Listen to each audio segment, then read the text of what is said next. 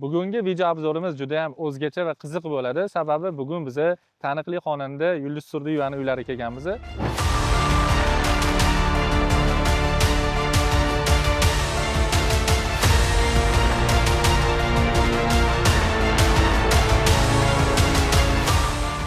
Biz ularning uylarini o'zimiz loyihalaganmiz, remontini qilib berganmiz. Xudo xolasa juda ham qiziq video bo'ladi. Жилой kompleksimizning nomi Infinity. Hozir birga kirib, ichkarini obzor qilib chiqamiz. Videoni oxirigacha ko'ringlar va like bosishni esinglardan chiqarmanglar.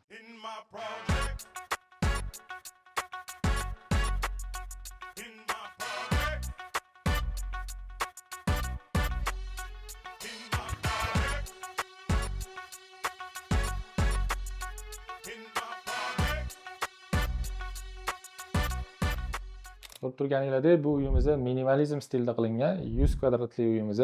Hozir birinchi bo'lib eng qiziq xonalardan bittasidan boshlaymiz.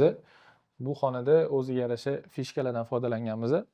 Hop, birinchi bo'lib ko'zga tashlanadigan narsa bu yerga kirishimiz bilan mana shu dekorativniy devorimiz va uni tagidagi kamin.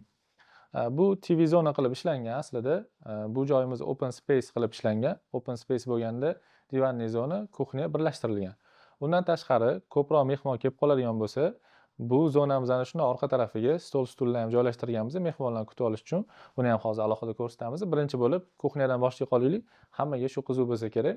Hop, bu joyda kuxnya mebelimiz sodda qilib ishlangan. Ortiqcha hech qanaqa narsa yo'q. Birinchi bo'lib kelinglar, texnikadan tanishtirishdan boshlayman. Hop, bu yoqda xolodilnikimiz joylashgan. Tagida morozilkasi bor. Undan keyin rakinamiz joylashgan. Rakinadan keyin bu yoqda ayollarning sevimli texnikalardan bittasi posudomoyka qo'yganmiz. Hoffman brendidan foydalanganmiz. Bundan keyin gaz plitamiz, bu yoqda mikrovolnovkamiz, hammasi ko'rayotganingizdek zamonaviy, stroyning hammasi.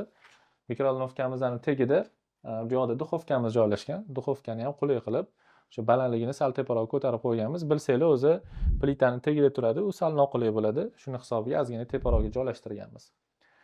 Hop, endi kuxonniy mebeldan tashqari ayollarning eng sevadigan narsasidan bittasi bu ostrofimiz. Bu yoqqa ostrofni ham sig'dirib ketganmiz. Undan tashqari ostrofda o'tirib choy ichsa ham bo'ladi. 3 ta stol qo'yib qo'yganmiz, barning stolimiz bor. Ostrofdagidan unumli foydalanib, bu yoqqa ham shkaflar joylashtirib ketganmiz. Shkaflarimizni ko'rayotgan bo'lsanglar, hammasi push bilan ochiladi, ya'ni bosganda ochiladi, ruchkalar qo'yilmagan. Bu yoqda mana bunaqa oynali qismi ham bor. Sukhoy xolodilnik qilib foydalanishga qoldirganmiz. Endi hozircha bu yoqda bunaqa idishlar saqlashayotgan ekan. Endi uy egasi qanaqa xohlasa shunaqa ishlatadi. Undan tashqari bu joydan shuna balkonga chiqib ketsa ham bo'ladi. Bu yoqda ham o'ziga yarasha juda ham ajoyib vid bor. Balkonimiz shu xona bo'ylab polni aylanib chiqqan. Bu yoqdan o'tib, nariyoq tarafda eshikdan kirsa ham bo'ladi. Undan tashqari yoq tarafdan ham bemalol chiqish imkoniyati bor. Hop, endi bu kuxnya bilan tanishtirdim sizlarni. Mebelni ham ko'rayotgan bo'lsanglar, yorqin rangdan foydalanganmiz. Xonada alohida o'zi ajralib turish uchun. Bu yoqda divanli zonamiz.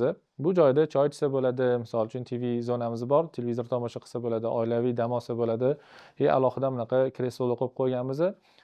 Kaminni kechki payt yoqib qo'yib, kitob o'qish mumkin yoki dam olish mumkin. Shu narsaga mo'ljallab qilingan bu joyimiz. Bu devorimizni bizani ikkita zonani o'rtasini bo'lib turish uchun ishlatganmiz. Aslida bu devor yo'q edi. Naryoqning o'zida katta kolonna tushgan edi.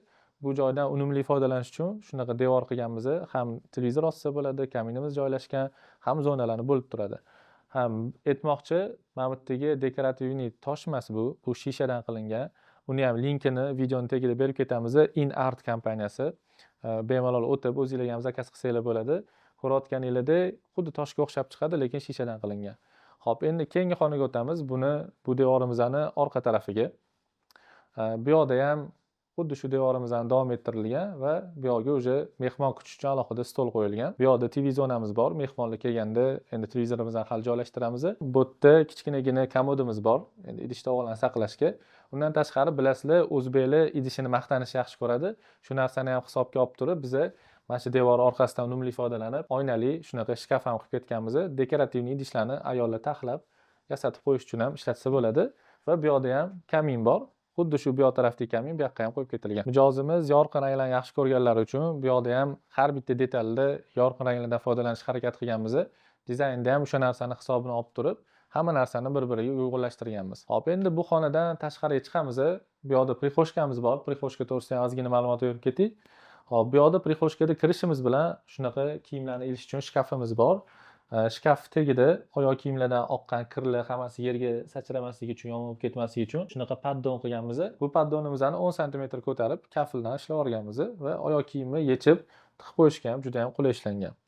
Hop, endi bu oynaga e'tibor qaratsanglar, oynamiz bo'y baravar qilib ishlangan, lekin buni ham o'ziga yarasha sekreti bor. Buni orqasida oynamizning orqasiga uyda ishlatiladigan shu shit avtomat kollektorlarni hammasini shu yoqqa bekitib olganmiz.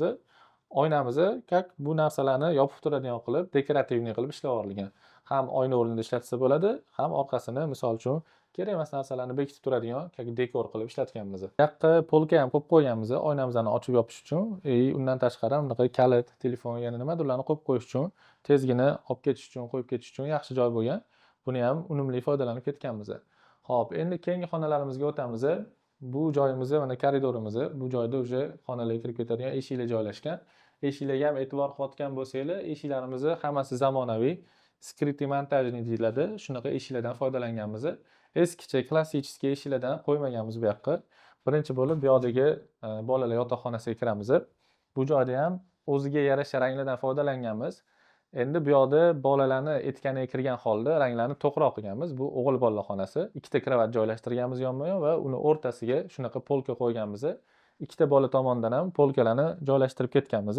Ya'ni bu tarafdan o'ziga taxlash uchun polkalari bor va bu yoq tarafdan ham alohida polkalari bor. Bundan tashqari, kechki payt kitob o'qishni yaxshi ko'radiganlar uchun bunaqa svetilnik ham qo'yib qo'yganmiz.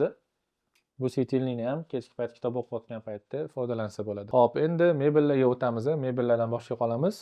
Hop, mebellarimiz MDFdan qilingan hammasi. Bu yoqda kiyim ilish uchun mexanizmlarni ham joylashtirib ketganmiz. Ko'rayotgan bo'lsanglar, tepagacha kiyim ilsa bo'ladi. Undan tashqari pastga ham ilish uchun joy qoldirganmiz. Shkaflarni yopib qo'yamiz. Aytmoqchi, bu shkaflarimizni ham pastdan qo'l tiqib ochsa bo'ladi. Undan tashqari push mexanizmi ham qo'yilgan, bosganda ham mana shunaqa ochiladi. O'zidan bunaqa kichkina mexanizmi bor. Shu narsani push deydi aytgancha, ko'pchilik bilmas ekan. Instagramda video qo'ygan paytimizda push nima degani deb so'rashgan edi. Aynan shu mexanizm push deyiladi. Bosganda mebelli shkafini bu yoqqa ko'tarib beradi. Bu yoqda kompyuter uchun stol qo'yganmiz. Televizorimiz hali bu yoqda ilinmagan. Bu yoqqa ham televizor qo'yiladi va PlayStation qo'yib, aka-ukalar shu yerda bemalol PlayStation o'ynasa bo'ladi. Shkaflarimizni hammasini patologgacha qilganmiz. Tepalardan ham unumli foydalanganmiz. Tepalarga endi kamroq ishlatiladigan yoki kichkina bo'lib qolgan narsalarni taxlab qo'ysa bo'ladi. Bu yoqda polkalar ham bor, tepalarda ham bo'tlarga ham dekorlarni yoki shu kitoblarni taxlab qo'yish mumkin. Shu narsani hammasini hisobga olib ketganmiz. Bu xonamizning dizaynini Telegram, Instagram kanallarimizga qo'yganimizda ancha to'q bo'libdi, bolalar qiynalib qolmaydimi degan savol tug'ilgan edi. Sizlar ham o'zingizlarning fikringizni yozib ketinglar. Shunaqa to'q rangda bolalar qiynaladimi yoki yaxshimi ularga? Endi hammada har xil fikr bor, o'shalarni yozib ketsanglar. Aytmoqchi, Telegram, Instagramga ham obuna bo'lib qo'yinglar. Buni ham videoni tagida linkini qoldiramiz.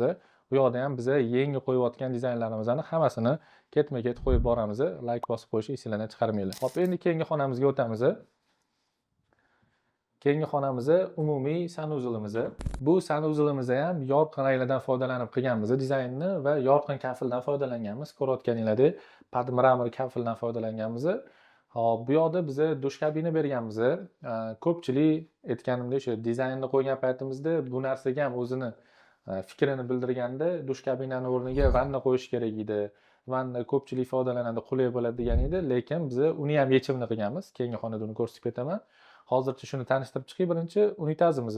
Ko'rayotganinglardek zamonaviy podvisnoy unitaz. Devorga o'tiriladi, yerda turadigan emas. Tepasida alohida shkaf qo'yib ketganmiz. Bu yoqda endi o'sha shampun, har xil kerak emas narsalarni saqlab, bekitib, akkuratlik qilib yig'ib qo'ysa bo'ladi. Va bu yoqda ham rakvina qilganmiz. Rakvinamiz ham hozirgi zamonaviy rakvinadan toshdan ishlangan. Bu quyiladigan tosh deyiladi. Buni yana boshqacha variantlari ham bor. Keyingi proyektlarimizda yoki bundan oldingi videolarimizdan ko'rgan bo'lsanglar, har xil variantlarni gapirib o'tib ketganmiz. Bu variantimiz quyib ishlanadi, ya'ni rakvinasi ham o'zi bilan birga bo'ladi. Rakvinaning tagida ham tortma qo'yilmagan ekan bu yoqqa. Bu shundoq yopib yuborilgan ekan, menimcha rakvinamiz katta bo'lganini hisobiga buni yopib yuborishgan, chetida tortmaga joy qolmagan. Va bu yoqda texnikamizni, kir mashinamizni joylashtirib olganmiz. Aytmoqchi, dush kabinaning ichida ham o'ziga yarasha fishkasi bor. Hop, dush kabinamizda ham mana bu yoqda shaxta joylashgan, kanalizatsiyalar hammasi shu yerdan o'tgan. Endi biza buni yonidagi joyi yopiqolmaslik uchun shunaqa kichkina nisha qilib ketganmiz. Ya'ni o'tirib yoki oyoqni qo'yib cho'milayotganda har xil variantda foydalansa bo'ladi. Bundan tashqari bu yoqda ham yana qo'shimcha polkalar bor. Bu yoqqa ham shampun yoki shu yuvinish vositalarini joylab qo'ysa bo'ladi. Akkuratniy bo'lib turadi. И podsvetkalarni ham joylab ketganmiz. Dush kabinaning ichidagi mana gusaklarimiz, yuvinishdagi mana tropicheskiy dushlarimizni ham hammasini skriti qilingan. Ko'rayotgan bo'lsanglar, hammasi devori ichidan chiqib kelgan. Bilsanglar, eskicharoq variant emas u, ikki xil varianti bo'ladi deylik. Bitta variantda turbasi tashqaridan o'tadi, bu ikkinchi varianti, ya'ni zamonaviyroq variantimiz. Bu hamma turbalar devori ichidan o'tib ketadi. Ko'pchilikda shu narsaga ham savol paydo bo'ladi. Masalan, ertaga bu buzilib qolsa, qanaqa alishtiramiz deyishadi. Buni alishtirish oson. Mana bu narsani o'zi yechiladi. Ichidagi turba bo'lsa, u bir 20 yilda bir buziladi. Agar bu kim teshib yo buzib qo'ymasa, ancha yil turib beradi. Bularni ham alishtirish shu oddiy dush kabinani ichidagi gusakka alishtirish bilan bir xil. Xo'p, endi keyingi xonaga o'taylik. Keyingi xonamiz kattalar yotoqxonasi. Bu yotoqxonamizni rangini endi mijozimizni o'zlarining fukuslaridan kelib chiqtirib qilganmiz. Bu yotoqxonani ham keng ko'rinish uchun yorqin ranglardan foydalanganmiz. Ko'rayotganinglardek, ranglar hammasi och rangdan foydalanilgan, faqat aksent uchun ozgina to'qroq patishpon MDF qo'yganmiz. Pardalarni, bu yoqdagi mebelimizni qaysidir qismlariga to'qroq rangdan foydalanganmiz. Sababi aksent bo'lib, interyerimiz yana ham chiroyli ko'rinish uchun. Bundan tashqari bu yoqda mebellarimiz ham hammasi och rangda. Tualetning stolikimiz ayollar esa yaxshi ko'radigan katta oyna. Ko'pchilik shunaqa oynasi bo'lishini xohlar ekan. Biz buni shu patologdan polgacha qilib tegi bilan berganmiz. Bu yoqda televizorimiz bo'ladi. U ham hali ilinmagan, endi olib kelishadi. Va bu yoqda hozirgi trenddagi zamonaviy shkaflardan mana shunaqa oynali shkaf qilib ishlab o'rganmiz. Bu yoqda endi kitoblar, dekorlar taxlash uchun alohida joy bo'ladi. Yana bitta narsa aytmoqchi, bu xonamizda o'zi umuman shu kvartiramizda konditsioner umuman qo'yilmagan. Konditsioner o'rniga chiller sistemalar qo'yilgan. Patologga e'tibor qiladigan bo'lsanglar, har bitta xonada mana shunaqa kichkina reshotka qo'yib ketganmiz. Issiq havo, sovuq havo shu yerdan polniy aylanadi. Uyda hamma narsa chiller sistemada ishlaydi. Xo'p, endi bu yerda xona unaqa katta bo'lmagani uchun bu yoqqa shkaf qo'yganmiz. Garderobning xonani imkoni bo'lmagan. Imkoni bo'lganda joylashtirib yuborardik, lekin mana bu shkafimizning o'zi ham anchagina kiyimlarni ichiga sig'dirib qo'yadi. Bu yoqda ham o'sha trenddagi reflyonli oynadan qo'yganmiz. Oynamizning chetidagi temirni ham tilla rang qilganmiz, qolgan mebellar bilan uyg'un bo'lib chiroyli chiqish uchun. Endi keyingi xonamiz, ya'ni shu xonaning o'zidagi sanuzulga o'tamiz. Esingizda bo'lsa, naryoqdagi sanuzulda aytdim, mijozlarimiz nimaga bu yoqqa vanna qo'ymadinglar degan savol berishdi. Shu savolga javob berib ketaman. Aynan shu sanuzulimizda u ikkala yechimni qilganmiz. Dush kabinamiz ham bor, bu yoqda vannamiz ham bor. Nega aynan bu yoqqa vanna qo'yganmiz? Birinchi sababi bu yoqdagi planirovka shu narsaga to'g'ri kelgan, shuning uchun qo'yganmiz. Va ko'pchilik yosh oilalarda kichkina chaqaloqlar bo'ladi yoki yoshroq bolalar bo'ladi, o'shalarni cho'miltirishga vanna qulay. Shuning uchun aynan spalning ichiga qo'yganmiz. Va xotinlar ham endi romantika qiladigan bo'lib qolsa, vannaga suv to'ldirib bemalol shu yerda dam olishsa bo'ladi. Va tezgina cho'milib chiqish uchun bu yerda dush kabinamiz ham bor. Kerakli keyin qolgan narsalarni ham rakinamiz, unitazni ham podvisnoy qilganmiz. Buni ham tepasida mana shunaqa shkafi bor. Bu shkafga ham shu aytib o'tganimdek, misol uchun tualetning gumagi yoki shampun shunaqa narsalarni joylab bekitib, akkuratniy qilib yig'ib qo'ysa bo'ladi. Bu xonada ham rakinamiz narigi sanuzulga o'xshab bir xil qilib, toshli qilib ishlangan, lekin bunisida endi rakinaning tagida tortmasini joylashtirib ketilgan, sababi rakina sal kichikroq bo'lganiga chetida joyi bo'lgan. Bu yoqda ham skriti gusaklardan foydalanilgan. Hozirgi shu zamonaviy standartlarga to'g'ri kelish uchun hamma narsa skriti bo'lgan.